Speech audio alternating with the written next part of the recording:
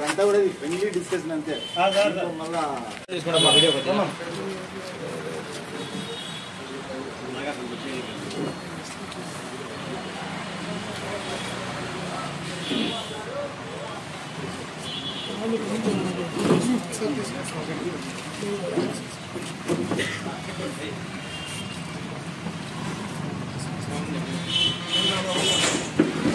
Ready అంటే నేను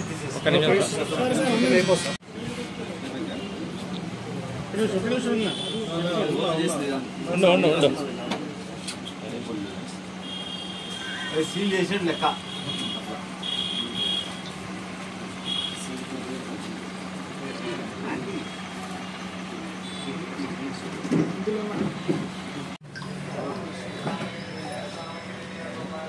నిన్నటి దినం సాయంత్రం Kadiri rural upgrade CI Niranjan Reddy గారు మరియు ఉమెన్ పిఎస్ఐ సుమతి గారు వారి సిబ్బందికి రాబడిన సమాచారం మేరకు వారి సిబ్బందితో పాటు కొండమనాయనపల్లె గుట్టల్లో సచివాలయం వెనకల కొంతమంది వ్యక్తులు గంజాయి తీసుకొచ్చి పంచుకుంటున్నారు అనే సమాచారం వచ్చింది. ఆ సమాచారం మేరకు వాళ్ళ సిబ్బందితో పాటు అక్కడ రైడ్ చేసి 6 మందిని అరెస్ట్ చేయడం జరిగింది. అరెస్ట్ చేసిన వారు అజాజ్, నల్లమాడ మహమ్మద్ షోయబ్, అర్ఫాన్, మొహమ్మద్ హుస్సేన్, అస్లాం, గౌస్ బాషా.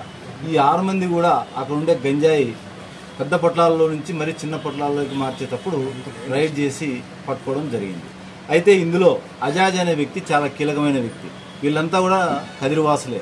ఈ అజాజ్ అనే వ్యక్తి మహారాష్ట్రలోని సోలాపూర్ దగ్గర గల జల్గాం జిల్లా ఫైజాపూర్లో రాజు అనే వ్యక్తి దగ్గర నుంచి తీసుకొచ్చి అక్కడి నుంచి ట్రైన్లో పుట్టపర్తికి వచ్చిన తర్వాత అజాజ్ షోయబ్ను పిలుచుకొని 2 వీలర్లో ఈ కొండమనాయనపాలెం గుట్ట దగ్గరికి వస్తే మిగతా 4 కూడా వాళ్ళు తెచ్చిన ఈ గంజాయిని పంచుకోవాలా అనే సందర్భంలో పట్టుకోవడం జరిగింది.